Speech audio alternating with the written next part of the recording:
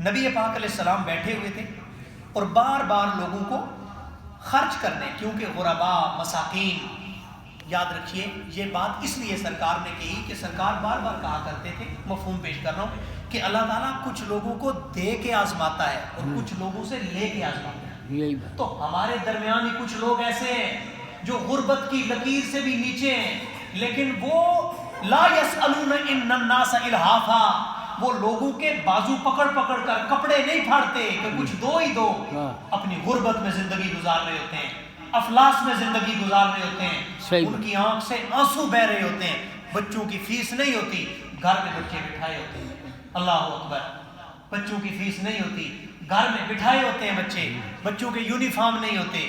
لیکن دوسری طرف وہ کسی نے کہا تھا پڑوسی میرا بھوکا ہے 7ویں دن سے اور 6ٹھی دفعہ عمرہ کرنے جا رہا ہوں میں۔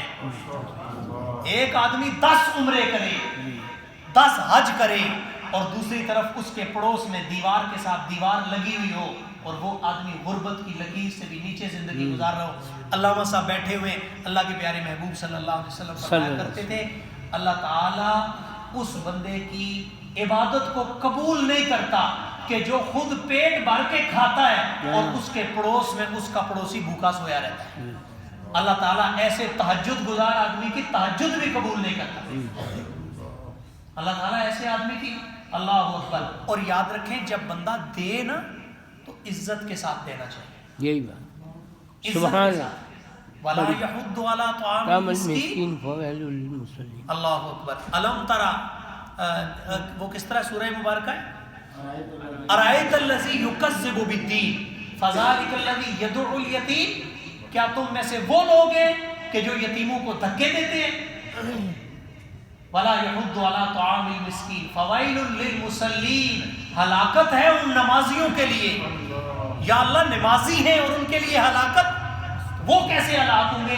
اللہ کہتا ہے جنہوں نے زور صرف نمازوں پہ رکھا ہوا ہے، فویل للمصلین الذین هم عن صلاتهم ساہون ویمنعون الماعون، اور وہ اپنی نمازوں کو ہی اپنے لیے ذریعہ نجات سمجھتے ہیں اور جو ضرورت کی چیزیں ہیں وہ مانگنے کے طور پر بھی دوسرے کو نہیں دیتے۔ ایک اور مقام پر قرآن مجید نے فرمایا کہ قیامت والے دن اللہ تم سے پوچھے گا کہ کلا بل لا تکرمون الیتیم، کہ تو نے یتیم کی عزت کیوں نہیں کی، یتیم کی عزت کیوں نہیں۔ اب یتیم کی عزت کیا ہے؟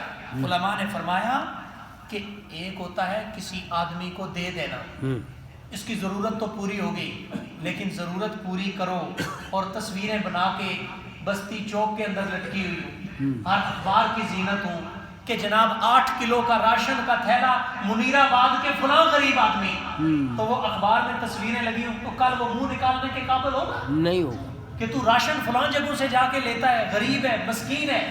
اللہ تعالیٰ نے فرمایا کہ اگر کسی کو دو تو عزت کے ساتھ دو، کسی کو دو تو عزت کے ساتھ دو، تکریم کے ساتھ دو، احترام کے ساتھ دو۔ سب سے اچھا صدقہ ہمارے نبی صلی اللہ علیہ وسلم نے پتہ ہے کون سا قرار دیا؟ فرمایا ایسا صدقہ کرنے والے کو اللہ جس وقت قیامت والے دن اللہ کے عرش کے سائے کے علاوہ کوئی سایہ نہیں ہوگا، اللہ ایسے آدمی کو اپنے عرش کا سایہ نصیب کرے گا کہ جو ایک ہاتھ سے کسی کی مدد کرتا ہے اور دوسرے کو خبر نہیں۔ کیا بات، سب سے اچھا صدقہ یہ ہے، سب سے بیسٹ صدقہ یہ ہے، سب سے احسن صدقہ یہ ہے کہ ایک ہاتھ سے دو اور دوسرے کو خبر نہ ہو۔ علماء بیٹھے ہیں، ہم نے اپنے اساتذہ سے ایک حدیث پڑھی تھی بخاری کے اندر، مسلم شریف کے اندر، سیاہ ستہ کی حدیث ہے۔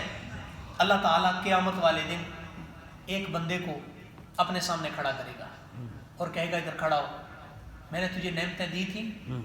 بندہ کہے گا یہ یا اللہ دی تھی۔ رزق بھی دیا تھا وافر مقدار میں؟ بندہ کہے گا جی یا اللہ دیا تھا۔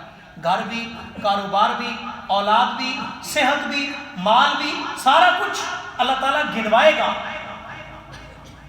ثم لتسألن یومئذ عن النعیم، اللہ کہتا ہے جو نعمتیں میں نے تمہیں دی ہیں ویسے نہیں جانے دوں گا، تم سے تمہاری ایک ایک نعمت کے بارے میں سوال بھی کروں گا۔